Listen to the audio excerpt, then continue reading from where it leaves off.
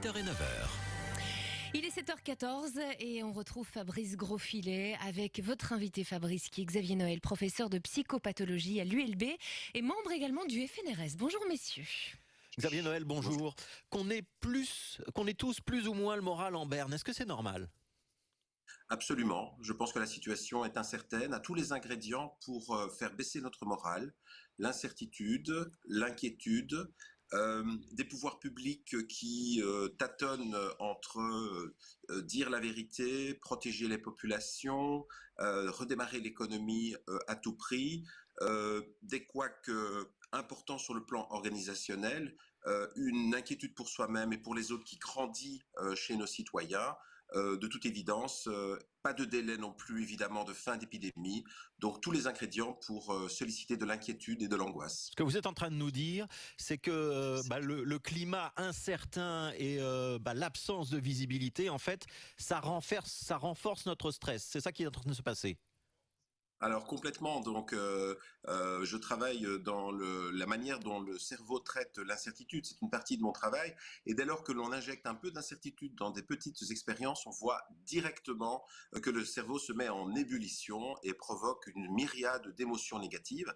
Le tout est de réduire ce sentiment d'incertitude quand on peut le faire, et quand on ne peut pas le faire, d'agir sur certains leviers pour permettre à ce stress d'être gérable par la population. Alors ça veut dire, vous qui êtes professeur de psychopathologie, que si le confinement se poursuit, on va passer peut-être de l'anxiété à des formes de pathologie qui seraient plus sévères. C'est de la santé mentale de certains d'entre nous dont on est en train de parler ?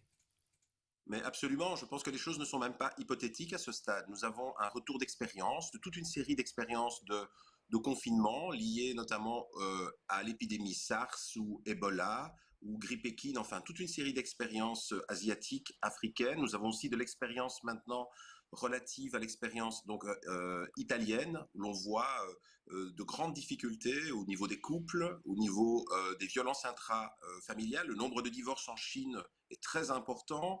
Le Japon se prépare aussi à la possibilité que quand la situation devient trop difficile à la maison, on puisse permettre à l'un des deux parents de se retrouver seul quelques jours.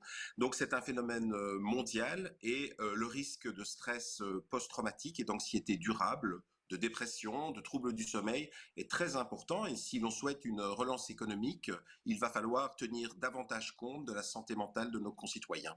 Monsieur Noël, on a reçu beaucoup de messages. Je voudrais vous en lire deux de personnes qui sont dans des situations différentes mais qui ont le même ressenti. Anne-Christine, elle est prépensionnée, elle a 62 ans. Elle me dit: j'ai tant besoin de voir ma famille. Même si je ne suis pas en maison de repos, je peux croiser des gens lorsque je fais mes courses dans les magasins, mais pas mes proches. J'ai le moral en baisse quand le soir est là et la solitude aussi. Et puis un message d'une jeune maman, Émilie a accouché le 24 mars. Elle dit qu'elle a respecté rigoureusement les règles. Et elle nous dit: je suis triste et écœurée. Je n'ose pas imaginer dans quel état se trouvent les parents et les grands-parents qui n'ont par exemple pas Internet, moi qui n'ai pas pu voir non plus ma famille.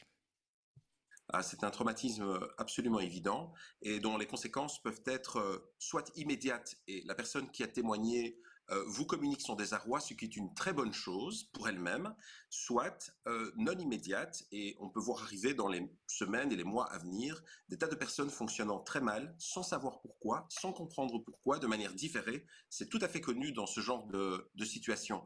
Le contact relationnel en général, mais en particulier avec les proches, les personnes attachées, si vous voulez, auxquelles on s'attache, déclenche une forme de réaction physiologique liée à l'hormone qu'on appelle l'ocytocine, qui réduit profondément le stress et permet de mieux réguler ses émotions. C'est absolument primordial de favoriser les rapports entre les autres significatifs, les autres, je dirais, qui génèrent de l'attachement, et les personnes âgées sont particulièrement vulnérables à cela. On entend dans tous ces témoignages, Xavier Noël, qu'il y a aussi une forme de déception. C'est-à-dire qu'on s'attendait à pouvoir retrouver nos proches. Il y avait une attente qui avait été créée par les médias et puis des morceaux de rapports qui avaient fuité dans la presse.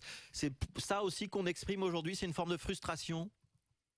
Oui, c'est une frustration par rapport effectivement à des informations qui avaient permis à certaines personnes de faire des prédictions positives de l'avenir, ce qui n'est, vous en conviendrez, pas si simple à réaliser. Mais en plus de cela, lors de la présentation des mesures de déconfinement à court terme, il n'a pas été suffisamment montré que le pouvoir public était conscient de ce niveau d'insatisfaction. C'est-à-dire que le pouvoir public, en l'occurrence ici notre première ministre, n'a pas, de mon point de vue, montré suffisamment d'empathie. Et cette empathie est absolument essentielle pour permettre à des personnes de dépasser des sentiments de frustration et effectivement, comme vous le dites, d'avoir un sentiment de cohésion nationale qui permet au déconfinement de se passer dans des conditions, je dirais, les meilleures. On a beaucoup parlé de cette fameuse conférence de presse qui a eu lieu très tard, à 22h30, qui était très longue, un petit peu confuse peut-être. Vous diriez que Emmanuel Macron, finalement, il communique mieux que Sophie Wilmès. Au début de la crise, on disait l'inverse. Alors, c'est tout à fait évident que Emmanuel Macron, au début de la crise, a très mal communiqué parce qu'il a laissé sous-entendre que les experts étaient aux manettes. En revanche, par la suite, il a coché toutes les cases. Toutes les cases. Il a montré de l'empathie, il s'est adressé aux populations vulnérables, il s'est adressé aux SDF, il s'est adressé aux personnes en difficulté, aux familles Et Sophie monoparentales. Wilmès, elle ne fait pas ça. Elle ne l'a pas fait suffisamment. Vous voyez, si vous regardez simplement les sports qui ont été évoqués, il s'agit, dans l'imaginaire des gens et peut-être même dans la réalité des gens, il s'agit de sports qui sont réservés le plus souvent à une population élite, c'est-à-dire le golf, le tennis et autre chose. Il fallait mentionner que d'autres avaient des espoirs plus grands, mais que nous allions dans la bonne direction pour permettre à chacun de reprendre une vie normale. Montrer de l'empathie, c'est quelque chose d'essentiel qu'Emmanuel Macron, bien sûr, a énormément travaillé, si vous regardez ses discours, et que Madame Wilmès, manifestement, n'a pas travaillé en suffisance. Alors il y a une autre source de stress qui arrive maintenant, c'est le retour potentiel au travail pour un certain nombre de personnes. Je voudrais vous poser une dernière question, Xavier Noël. Le danger dans tout ce qu'on vient de décrire, cette montée des frustrations, cette montée de la colère et qui débouche parfois sur de la violence intrafamiliale aussi, ça veut dire qu'on prend le risque que la population n'adhère plus aux mesures et qu'elle ne les respecte plus facilement. On va devoir passer de la carotte au bâton ou ça marchera pas non plus? Alors, toutes les recommandations de l'Office mondial de la santé, de l'Association américaine des psychologues et des psychiatres vont dans le même sens. Un maximum de carottes, un minimum de bâtons dans des situations telles que celles que je viens d'évoquer, celles que vous venez d'évoquer. Et donc, la situation qui risque de se présenter, c'est que les gens ne comprennent pas le sens collectif, se dégage du sens collectif qui pourtant a fait la force du confinement. On peut dire que le confinement était une étape entre guillemets simple, mais il fallait que notre gouvernement, que nos gouvernants valident la qualité de la responsabilité des citoyens et en appellent à cette responsabilité tout en valorisant leur action pour permettre un déconfinement. C'est une situation très difficile qui nous fait face. Il faut responsabiliser chacun. La solution du tout répressif, comme vous dites, du bâton, est à mon avis inefficace. Merci Xavier Noël d'avoir été avec nous ce matin.